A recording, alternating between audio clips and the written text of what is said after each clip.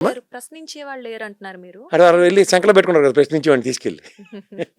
కాదు అంటే ఎందుకు అంటే ఇప్పుడు మీరన్నట్లు 'జగన్' గారు ఉన్నప్పుడు చిన్న విషయం కూడా మనకి పెద్దగా హైప్ క్రియేట్ అయినప్పుడు మరి ఇక్కడ ఎందుకు లేదంటారు? అవదు. హ్మ్. ఇక్కడ ఇందులో నెగెటివ్ నెరేషన్స్‌లో జగన్మోహన్ రెడ్డి గారిని ఆడిపోసుకోవడానికి ఉన్న శ్రద్ధ ఈళ్ళకి, చంద్రబాబు నాయుడు గారికి ఎలివేషన్స్‌లో ఎక్కడుంటది?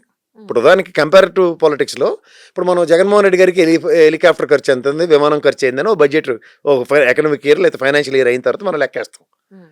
ఈ లెక్కకు 3 కోట్లకి ఆయన దాటిపోయి వెళ్ళిపోయి ముగ్గురు గెలిపి ఆడేస్తుంటే హ్మ్. చరిత్రలో అసలు క్యాబినెట్ మంత్రులు హెలికాప్టర్లు విమానాలు వాడింది ఏ రాష్ట్రంలోనూ ఏ దేశంలో కూడా లేదు.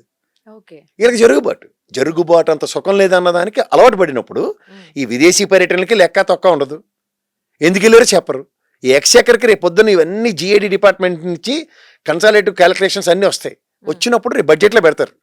ఓకే. ఒక ఫెనామినల్ ఫిగర్ ఉంటుంది. హ్మ్. ఇప్పుడు 19 నుంచి 24 దాకా ఏడు చేశారు, 14 నుంచి 19 దాకా ఎంత వేశారు, ఇప్పుడు 24 నుంచి రేపు 29 దాకా ఉన్న గవర్నమెంట్లో ఎంత ఎక్స్పెండిచర్ టువర్డ్స్ హెలికాప్టర్స్ విమానాలు అన్నది ఈజీగా తెలిసిపోద్ది కదా లెక్క.